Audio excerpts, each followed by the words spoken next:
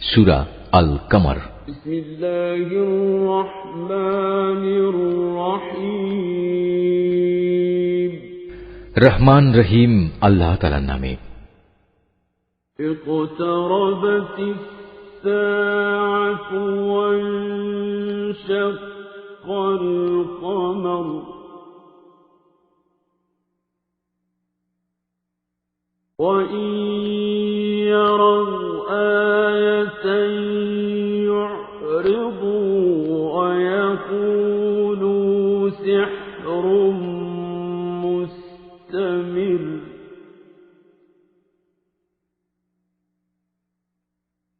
وَكَذَّبُوا وَاتَّبَعُوا أَهْوَاءَهُمْ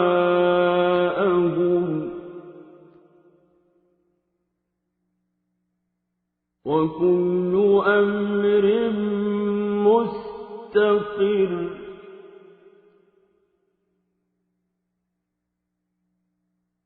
وَلَقَدْ جَاءَهُم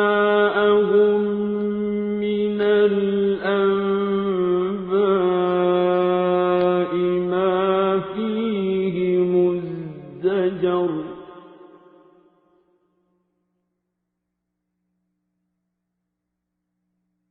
حِكْمَةٌ بَالِغَةٌ فَمَا تُغْنِ النُّذُرُ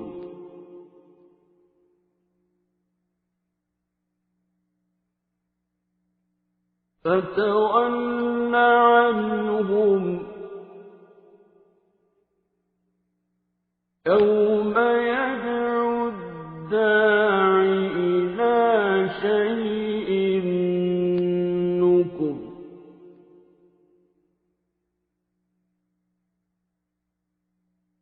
خُشَّ عَنْ أَبْصَارِهِمْ يَخْرُجُونَ مِنَ الْأَجْدَاثِ كَأَنَّهُمْ جَرَادٌ مُّنتَشِرٌ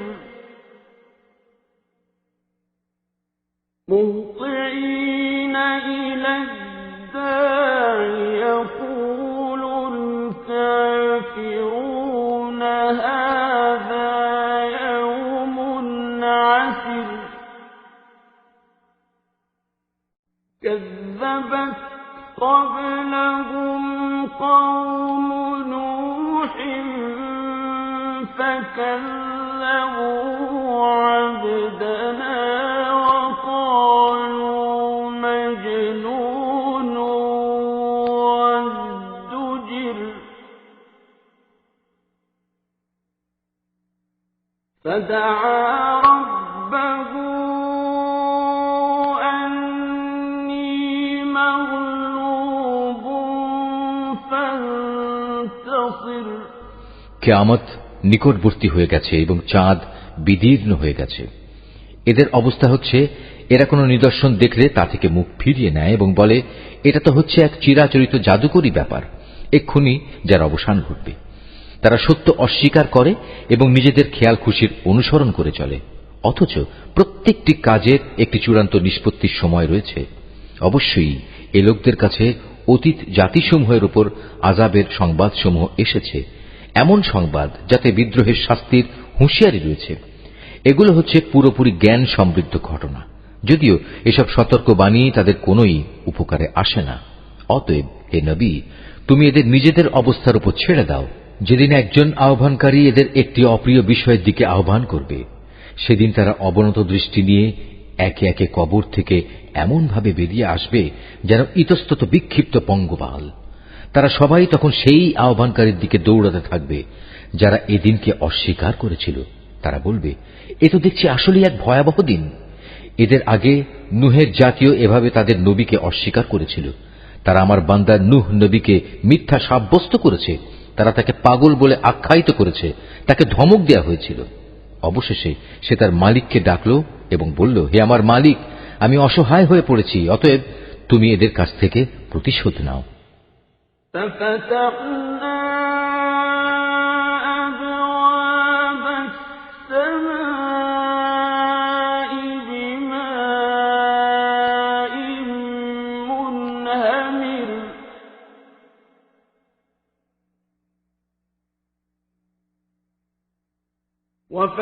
وفجرنا الأرض عيونا فالتقى الماء على أمر قد قدر وحملناه على ذات ألواح ودسر تجري بأعيننا جزاء لمن كان كفر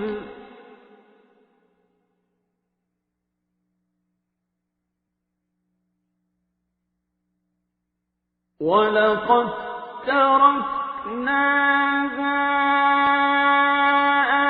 آية فهل من مدكر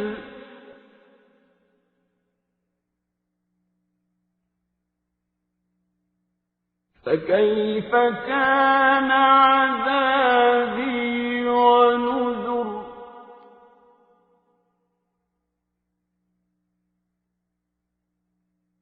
ولقد يسرنا القرآن للذكر فهل من مدكر এরপর আমি তার ডাকে সাড়া দিলাম এবং প্রবল বৃষ্টির পানি বর্ষণের জন্য আসমানের দ্বারসমূহ খুলে দিলাম।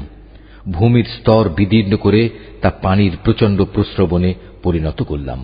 অতঃপর আসমান ও জমিনের পানি এক জায়গায় মিলিত হল এমন একটি কাজের জন্য যা আগে থেকে ঠিক করে রাখা হয়েছিল। তখন আমি তাকে কাঠ ও পেরেক নির্মিত একটি যানে উঠিয়ে নিলাম, যা আমার প্রত্যক্ষ দৃষ্টির সামনে ধীরে ধীরে বয়ে চলল। এই কাজটি ছিল সে ব্যক্তির জন্য আমার একটি পুরস্কার বিশেষ, যাকে মাত্র কিছুদিন আগেও অস্বীকার করা হয়েছিল। আমি জলযান সদৃশ সেই জিনিসটিকে পরবর্তী মানুষদের জন্য একটি নিদর্শন হিসেবে রেখে দিয়েছি। কে আছে আজ এর থেকে শিক্ষা গ্রহণ করার? হ্যাঁ, এমন কেউ থাকলে এসো, দেখে নাও কেমন কঠোর ছিল আমার আযাব এবং কত সত্য ছিল আমার সতর্কবাণী। আমি অবশ্যই উপদেশ গ্রহণ করার জন্য এ কোরআনকে সহজ করে দিয়েছি। কে আছে তোমাদের মাঝে এর থেকে শিক্ষা গ্রহণ করার? كذبت عاد فكيف كان عذابي ونذر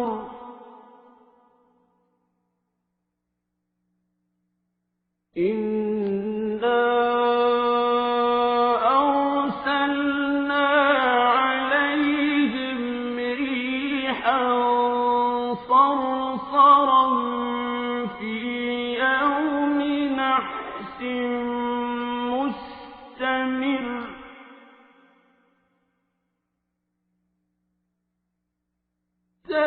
تنزع الناس كأنهم أعجاز نخل منقعر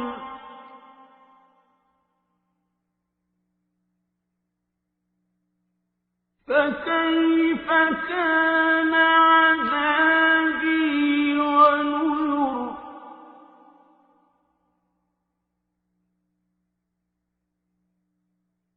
ولقد يسرنا القرآن للذكر فهل من مدكر كذبت ثمود بالنذر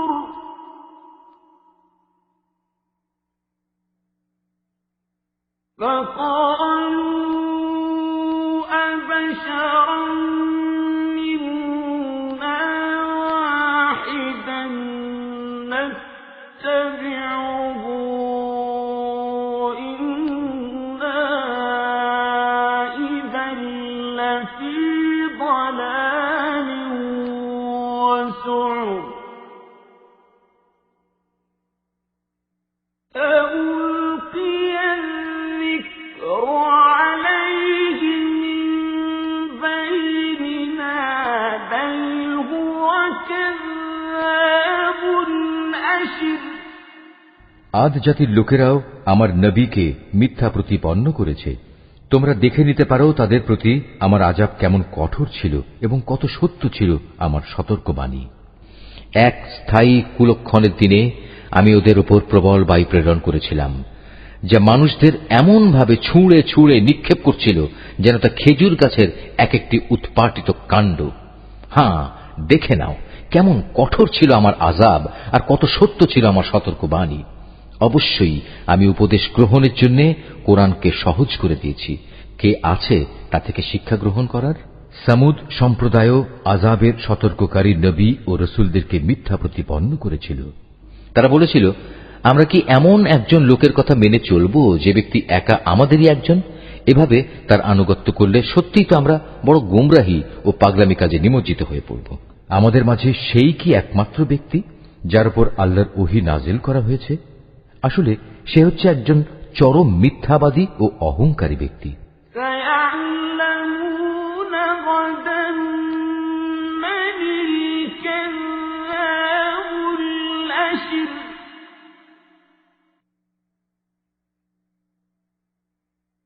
إنا مرسل الناقة فتنة لهم فارتقبهم واصطبر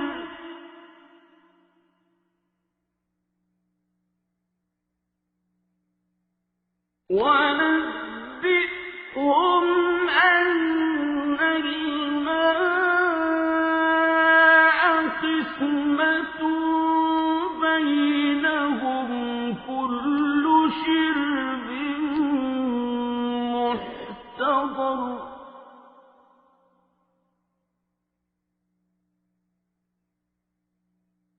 فنادوا صاحبهم فتعاطى فعقر فكيف كان عذابي ونذر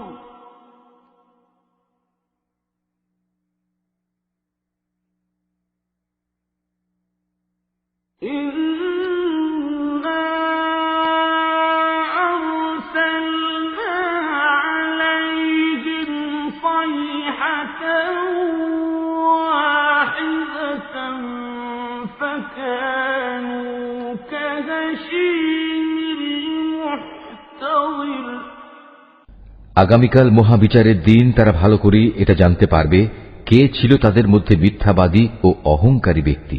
আমি অচিরেই তাদের পরীক্ষার জন্য একটি উষ্ট্রি পাঠাবো।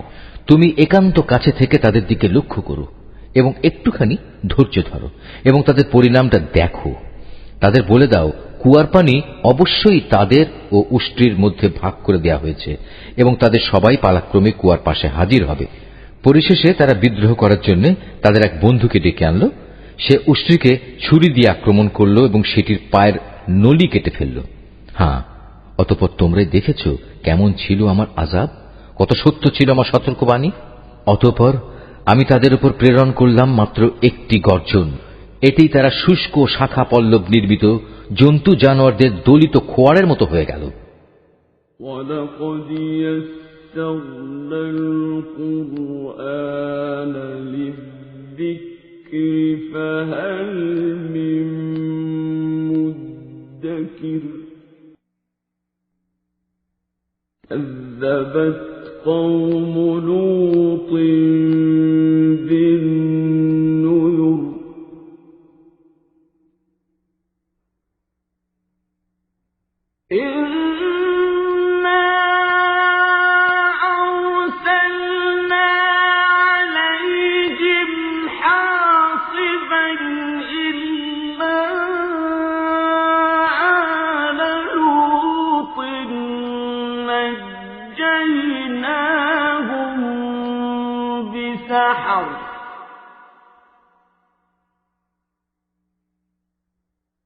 نعمة من عندنا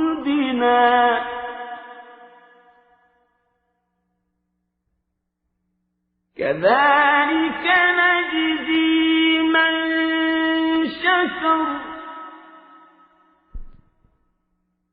وَلَقَدْ أَنذَرَهُم بَطْشَتَنَا فَتَمَارَوْا بِالنُّذُرِ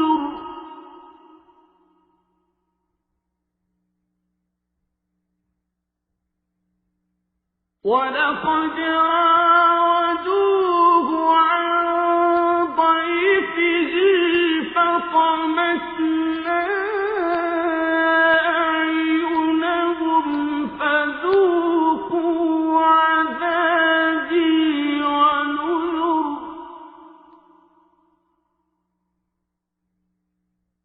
وَلَقَدْ صَبَّحَهُم بُكْرَةً عَذَابٌ مُسْتَقِرٌّ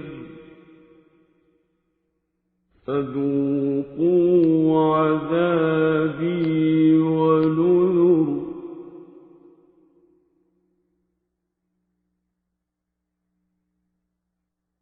وَلَقَدْ يَسَّرْنَا الْقُرْآنَ لِلذِّكْرِ فَهَلْ مِن مُّدَّكِرٍ আমি কোরআনকে বোঝার জন্য সহজ করে নাজিল করেছি, তা থেকে উপদেশ গ্রহণ করার মতো কেউ আছে কি?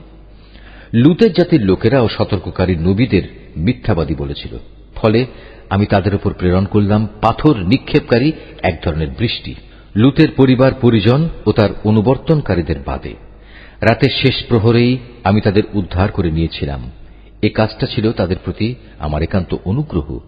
যে ব্যক্তি আমার অনুগ্রহের কৃতজ্ঞতা আদায় করে, আমি তাকে এভাবেই পুরস্কৃত করি। সে লুত আমার কঠোর পাকড়াও সম্পর্কে তাদের বারবার ভয় দেখিয়েছিল, কিন্তু এ সতর্কীকরণে তারা বাক বিতণ্ডা শুরু করে দিল। অতঃপর তারা তার কাছে এসে কুমতলবের জন্য তার মেহমানদের নিয়ে যাবার দাবি করল। আমি তখন তাদের দৃষ্টিশক্তি বিলুপ্ত করে দিলাম। আমি তাদের বললাম, এবার তোমরা আমার আযাব উপভোগ করো এবং আমার সতর্কবাণী অবজ্ঞা করার পরিণামটাও দেখে নাও। প্রত্যুষেই তাদের উপর আমার এক অমোঘ আযাব প্রচণ্ড আঘাত হানল। আমি বললাম, অতঃপর তোমরা আমার এই আযাব আস্বাদন করতে থাকো এবং আমার সতর্ককারীদের উপেক্ষা করার পরিণামটাও একবার দেখে নাও। আমি এ কোরআনকে শিক্ষা গ্রহণ করার জন্য সহজ করে নাজিল করেছি, কিন্তু কেউ আছে কি এ থেকে শিক্ষা গ্রহণ করার? وَلَقَدْ جَاءَ آلَ فِرْعَوْنَ النُّذُرُ كَذَّبُوا بِآيَاتِنَا كُلِّهَا فَأَخَذْنَاهُمْ أَخْذَ عَزِيزٍ مُّقْتَدِرٍ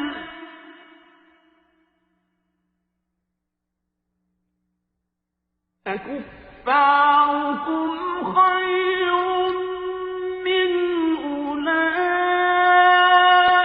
أُولَئِكُمْ أَمْ لَكُمْ بَرَاءَةٌ فِي الزُّبُرِ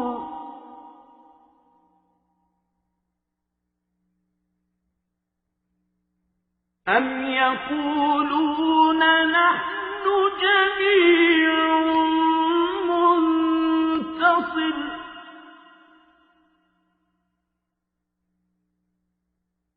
سَيُهْزَمُ الْجَمْعُ وَيُوَلُّونَ الدُّبُرَ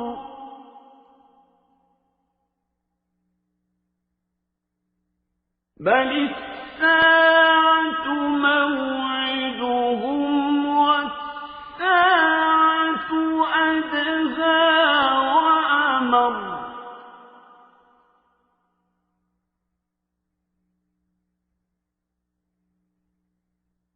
إِنَّ الْمُجْرِمِينَ فِي ضَلَالٍ وَسُعُرٍ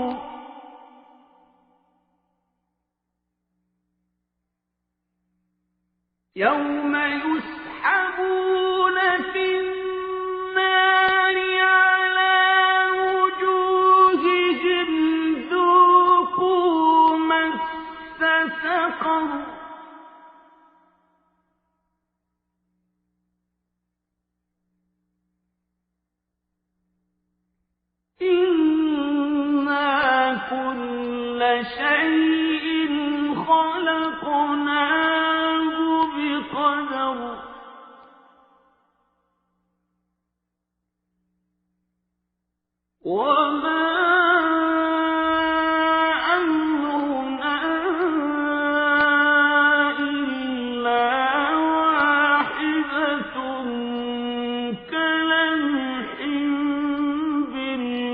وَقَرَ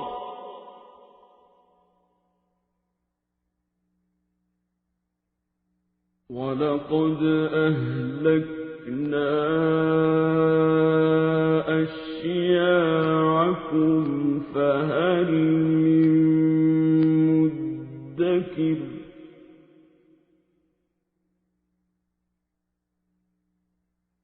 وَكُلُّ شَيْءٍ فَعَلُوهُ فِي الزُّبُرِ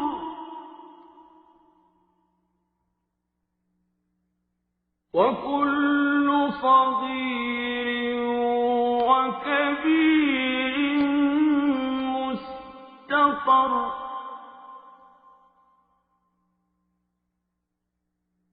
إِنَّ الْمُتَّقِينَ فِي جَنَّاتٍ وَنَهَرٍ فِي مَقْعَدِ صِدْقٍ عِندَ مَلِيكٍ مُقْتَدِرٍ ফেরাউনের জাতির লোকদের কাছেও আমার পক্ষ থেকে সতর্ককারী অনেক নিদর্শন এসেছিল, কিন্তু তারা আমার সমুদয় নিদর্শন অস্বীকার করেছে, আর পরিণামে আমিও তাদের শক্ত হাতে পাকড়াও করলাম, ঠিক যেমনি করে সর্বশক্তিমান সত্তা বিদ্রোহীদের পাকড়াও করে থাকেন। তোমরা কি সত্যি মনে করছো তোমাদের সমাজের এই কাফেররা তোমাদের পূর্ববর্তী কাফেরদের চাইতে শক্তি ও ক্ষমতার দিক থেকে উৎকৃষ্ট? অথবা আমার কিতাবের কোথাও কি তোমাদের জন্য অব্যাহতিমূলক কিছু লিপিবদ্ধ রয়েছে? অথবা তারা বলছে আমরা সত্যি একটি অপরাজেয় দল? অচিরেই এই অপরাজেয় দলটি শোচনীয়ভাবে পরাজিত হয়ে যাবে এবং সম্মুখ সমর থেকে পৃষ্ঠ প্রদর্শন করে পালাতে থাকবে। কিন্তু এ পালানোই তো তাদের শেষ নয়, বরং তাদের শাস্তিদানের নির্ধারিত ক্ষণ কিয়ামত তো রয়েছেই, আর কিয়ামত হবে তাদের জন্য বড়ই কঠিন ও বড়ই তিক্ত। অবশ্যই এসব অপরাধী নিদারুণ বিভ্রান্তি ও বিকারগ্রস্ততার মাঝে পড়ে আছে। যেদিন তাদের উপর করে জাহান্নামের আগুনের দিকে ঠেলে নেওয়া হবে, তখন তাদের ঘোর কেটে যাবে। অতঃপর তাদের বলা হবে, এবার তোমরা জাহান্নামের আযাবের স্বাদ উপভোগ করো। আমি সব কয়টি জিনিসকে অবশ্যই একটি সুনির্দিষ্ট পরিমাণ মতো সৃষ্টি করেছি, আর আমার হুকুম সে তো এক নিমেষে চোখের পলকের মতোই কার্যকর হয়। তোমাদের মতো বহু বিদ্রোহী জাতিকে আমি বিনাশ করে দিয়েছি। অতএব আছে কি তা থেকে শিক্ষা গ্রহণ করার মতো কেউ? তারা যা কিছু করছে তার সবটুকুই তাদের আমলনামায় সংরক্ষিত আছে। সেখানে যেমনি রয়েছে প্রতিটি ক্ষুদ্র বিষয়, তেমনি লিপিবদ্ধ আছে প্রতিটি বড় বিষয়ও। অপরদিকে এই বিদ্রোহের পথ পরিহার করে যারা আল্লাহকে ভয় করেছে, তারা অনাদিকাল এক সুরম্য জান্নাতে ও প্রবাহমান ঝর্ণাধারায় থাকবে। তারা অবস্থান করবে যথাযোগ্য সম্মানজনক জায়গায়, বিশাল ক্ষমতার অধিকারী সার্বভৌম আল্লাহ তাআলার সান্নিধ্যে।